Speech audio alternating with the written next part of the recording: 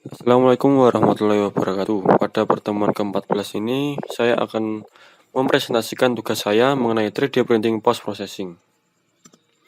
Apa sih post processing itu? Post processing adalah bagian yang sering diabaikan dari proses pencetakan 3D printing.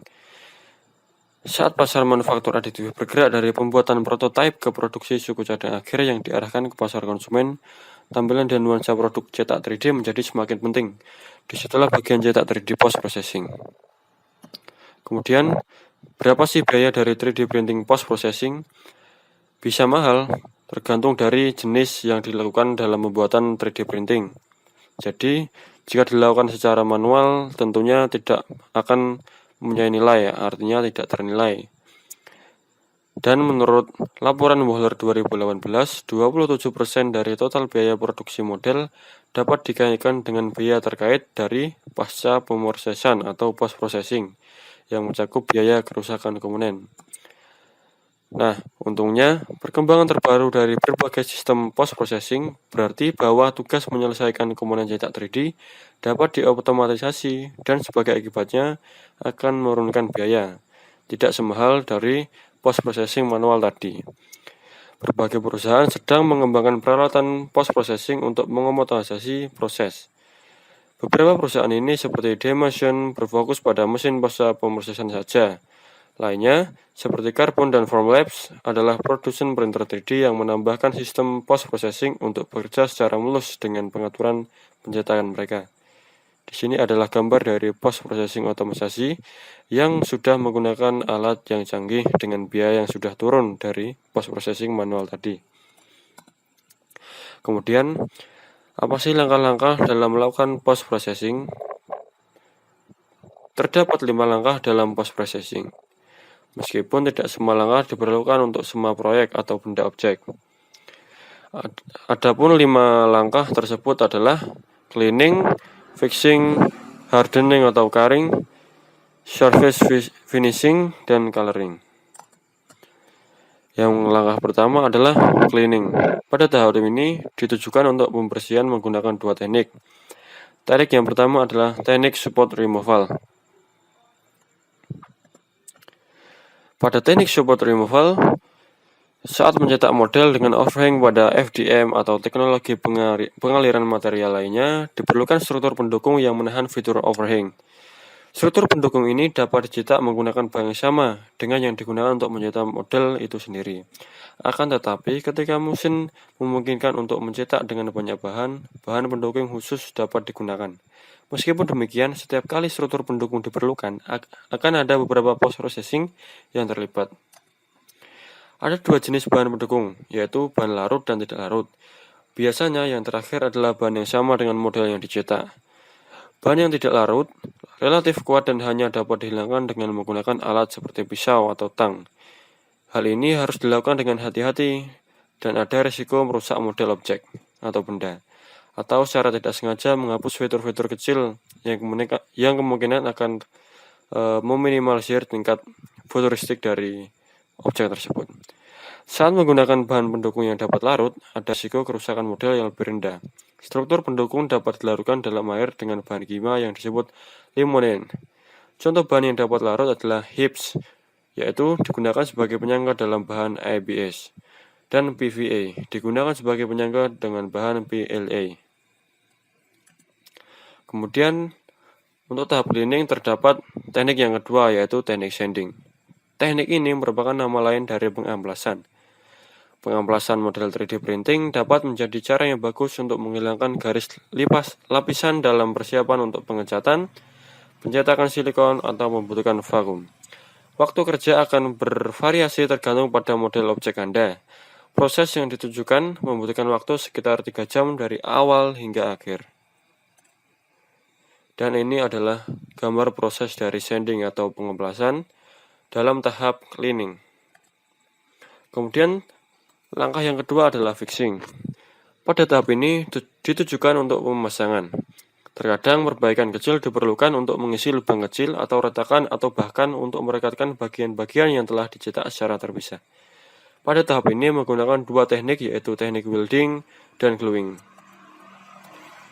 Pada teknik welding, jika kita ingin mencetak 3D objek besar menggunakan ABS, tetapi volume pembuatan printer 3D kita terlalu kecil, maka pengelasan adalah solusi yang tepat. Pengelasan dalam hal ini tidak ada hubungannya dengan logam. Dalam mencetakkan 3D FDM, pengelasan mengacu pada menghubungkan bagian ABS menggunakan aseton. Aseton memiliki kemampuan untuk melelehkan ABS sehingga bagian ABS dapat disambung menggunakan pengelasan aseton. Prosesnya cukup sederhana, tetapi membutuhkan tangan yang tenang.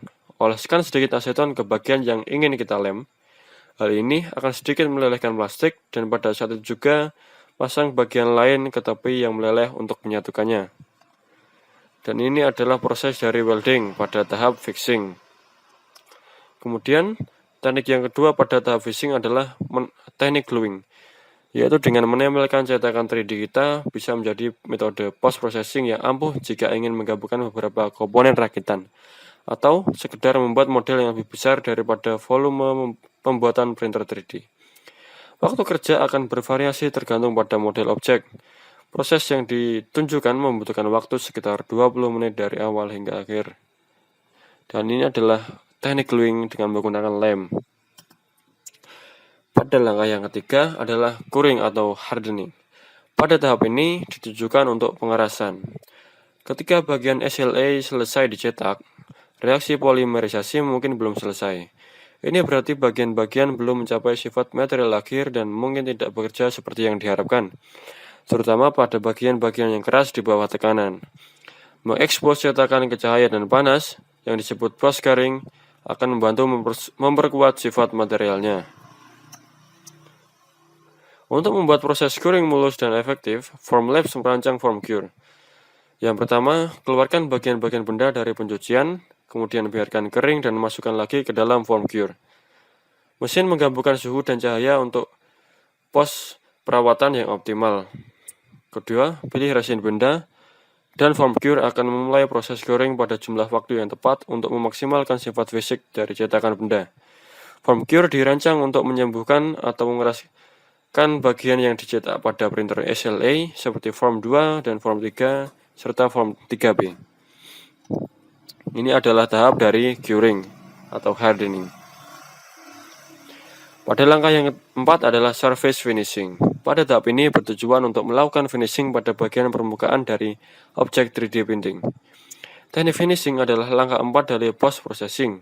Terdapat berbagai teknik seperti priming, smoothing, dan polishing. Untuk teknik yang pertama yang akan kita bahas adalah priming, yaitu teknik post processing yang sering digunakan untuk menyiapkan permukaan untuk melukis. Maksudnya, yaitu melapisi bagian dengan cat primer atau semprotan primer, yang berfungsi sebagai lapisan dasar untuk cat yang akan diterapkan nanti. Sebelum menerapkan primer atau priming, hal yang terbaik adalah mengamplas pada bagian objek terlebih dahulu dengan amplas berbutir rendah kemudian sedang. Hal ini ditujukan untuk menghilangkan garis lapisan dan menghaluskan permukaan. Setelah mengamplas bagian tersebut, aplikasikan 2 lapisan primer, kemudian biarkan untuk mencoba di antaranya. Setelah semuanya kering, kita dapat mulai mengecat cetakan 3D menggunakan kuas atau semprotan. Jika ingin mencapai persimpangan warna yang tajam, kita bisa menggunakan selotip adalah sebuah solusi yang tepat pada tahap priming. Kemudian untuk teknik yang kedua adalah smoothing. Teknik ini bertujuan untuk menghaluskan objek 3D printing. Smoothing adalah teknik post processing yang paling populer, terutama untuk cetakan ABS.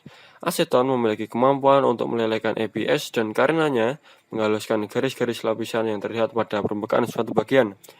Metode paling sederhana adalah menuangkan aseton ke dalam wadah besar yang dapat berupa plastik tetapi kaca lebih disarankan karena lebih kuat.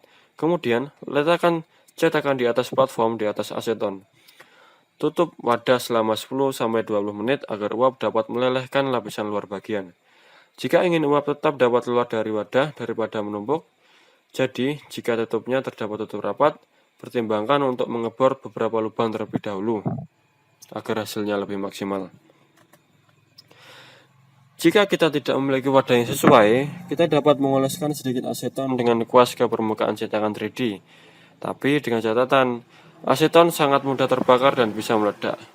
Oleh karena itu, tindakan pencegahan yang tepat harus diikuti saat melakukan salah satu dari proses ini. Bahkan asapnya saja bisa berbahaya jika terhirup, menyebabkan iritasi dan efek negatif lainnya. Maka dari itu selalu bekerja di area yang berventilasi baik dan pastikan untuk memakai sarung tangan dan masker agar tindakan preventif bisa dilakukan dengan maksimal. Sedangkan untuk PLA, smoothing tidak bisa dilakukan dengan aseton karena tidak dapat melelehkannya.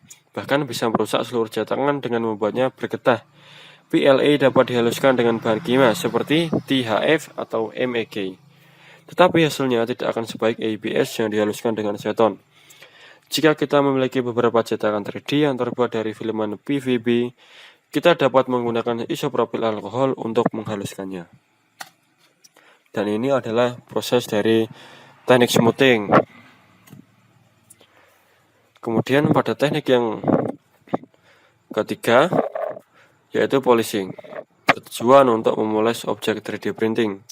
Pada teknik post-pressing ini digunakan untuk mencapai permukaan sehalus mungkin. Intinya adalah memoles sehingga objek bisa mengkilap dengan lebih maksimal. Dan ini adalah proses dari teknik polishing. Terlihat benda lebih mengkilap setelah dilakukan teknik ini. Kemudian masuk ke dalam tahap terakhir dari langkah-langkah post-processing, yaitu coloring. Pada tahap ini bertujuan yaitu melakukan pewarnaan pada objek 3D printing. Dalam beberapa kasus, model 3D dapat dicetak menggunakan bahan berwarna dengan pencetakan multibahan dan dapat dibuat cetakan berwarna. Tetapi juga dapat memilih pewarnaan selama fase post-processing. Terdapat 4 teknik dalam coloring, antara lain painting, hydrodipping, epoxy coating, dan electroplating.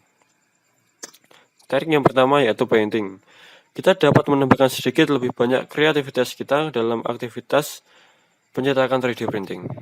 Dengan melakukan mengecat model objek 3D bisa menjadi solusi yang sangat bagus.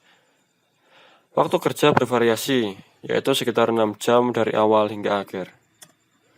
Kemudian teknik yang kedua adalah hydrodipping. Meskipun biasanya digunakan dalam skala besar untuk produk industri, pencelupan hidroskala kecil dapat dengan mudah diterapkan kepada komponen cetak 3D untuk tampilan yang lebih bagus.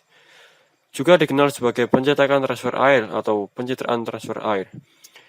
Pencelupan hidro atau hydrodipping adalah proses penerapan desain grafis tercetak kepada objek benda padat menggunakan kertas transfer air khusus. Kertas ini memiliki satu sisi yang terbuat dari PVA, di mana grafik dicetak dengan printer inkjet. Setelah selesai, temukan wadah yang cukup besar untuk menampung bagian objek dan isi dengan air panas. Kemudian lepaskan pada bagian belakang kertas, sehingga hanya tersisa PVA bening dengan grafik tercetak. Nah, maka letakkan dengan hati-hati ke dalam air dan tunggu hingga PVA larut, sehingga pada grafik objek mengambang dengan sendirinya. Kemudian, perlahan-lahan rendam bagian tersebut ke dalam grafik pada sudut 45 derajat atau suhu 45 derajat. Kita dapat memegangnya dengan satu tangan atau menempelkan tongkat agar dapat bekerja dengan jarak jauh. Setelah bagian terendam sepenuhnya, kocok beberapa kali dan Anda siap untuk mengeluarkan bagian yang sudah jadi dari wadah. Pencelupan hidro atau hydrodipping hanya digunakan untuk meningkatkan estetika objek dan tidak mengubah nuansa atau sifat dimensi apapun. Namun, kemungkinannya tidak terbatas dengan grafik yang dapat kita tambahkan ke bagian. Jadi ini adalah satu cara terbaik untuk membuat cetakan 3D kita menjadi lebih menarik dan menarik customer lebih banyak lagi. Dan ini adalah proses atau hasil jadi dari hydrodipping. Kemudian teknik yang ketiga adalah epoxy coating. Lapisan epoxy pada cetakan 3D objek meningkatkan kekuatan, akan tetapi juga dapat menutup bagian cetakan yang berpori dan bertindak sebagai lapisan pelindung yang hebat secara keseluruhan. Lapisan epoxy terdiri dari dua bahan kimia yang berbeda, resin epoxy itu sendiri dan pengeras. Saat kita membeli bahan kimia untuk aplikasi pelapis epoksi, merek yang dipilih akan memberikan petunjuk pencampuran. Rasio pengeras dan resin harus benar-benar untuk mencapai hasil yang baik, atau bisa berakhir dengan lapisan yang tidak pernah kering. Setelah menyiapkan campuran, saatnya menerapkannya ke bagian cetakan 3D. Disarankan menggunakan aplikator busa atau spons untuk mengaplikasikan lapisan. Setelah lapisan pertama selesai, biarkan bagian tersebut mengering. Lalu ampas dengan amplas 1000 atau 2000 grit. Setelah itu selesai, siap untuk menerapkan lapisan epoksi kedua dan terakhir. Dan ini adalah hasil jadi dari epoxy coating atau lapisan epoksi. Kemudian untuk teknik yang terakhir adalah electroplating. Electroplating adalah proses yang menambahkan lapisan logam ke logam lain atau bagian dengan permukaan konduktif. Hal ini adalah teknik post-processing dengan yang hebat, dapat secara signifikan meningkatkan kekuatan dan penampilan visual. Prosesnya sendiri mungkin tampak rumit pada awalnya, tetapi tidak seteknis kelihatannya. Jadi pada teknik ini, dari luar kelihatan rumit, namun pada hasil jadinya sangat memuaskan. Garam dan elektrolit mengandung kation dan anion, ion bermuatan positif dan negatif, yang perlu dipindahkan ke katoda dan anoda untuk memungkinkan transfer logam. Menghidupkan sumber listrik menambahkan arus listrik ke dalam elektrolit, menyebabkan anion bergerak ke anoda dan kation pindah ke katoda. Katakanlah kita ingin melapisi bagian cetakan 3D objek dengan tembaga. Jadi elektrolit yang kita gunakan adalah tembaga sulfat dengan rumus CuSO4. Setelah arus listrik dimulai, kation Cu2+ pindah ke katoda dan melapisi bagian objek kita. Logam yang paling umum digunakan dalam proses ini adalah tembaga dan nikel. Akan tetapi juga dapat dilakukan dengan bahan seperti kuningan, emas, perak, krom, dan lain-lain. Karena komponen cetakan 3D terbuat dari plastik dan non-konduktif, kita harus mengamplasnya dengan benar dan menerapkan cat konduktif sebelum mencoba pelapisan listrik. Dan ini adalah hasil dari teknik electroplating. Terlihat mewah dengan proses yang cukup mudah. Kemudian, untuk kesimpulan dari tugas 14 ini adalah 3, yaitu yang pertama, langkah penting dari proses pencetakan 3D ini dikenal sebagai post-processing. Singkatnya, post-processing dalam pencetakan 3D mengacu pada proses atau tugas apapun yang perlu dilakukan pada bagian yang dicetak, atau teknik apapun yang digunakan untuk lebih menyempurnakan objek. Jadi, teknik apapun agar objek lebih maksimal. Kemudian, yang kedua, sebagai sentuhan akhir untuk merawat dan menyempurnakan bagian yang keluar dari printer 3D. Kemudian, untuk yang terakhir, langkah-langkah untuk 3D printing post-processing yaitu mulai dari membersihkan, memasang, pengawetan, finishing permukaan, dan yang terakhir adalah tahap pewarnaan objek. Sekian dari tugas saya, semoga bisa membantu teman-teman dalam mencari materi tentang post-processing 3D printing. Sekian dari saya, terima kasih. Wassalamualaikum warahmatullahi wabarakatuh.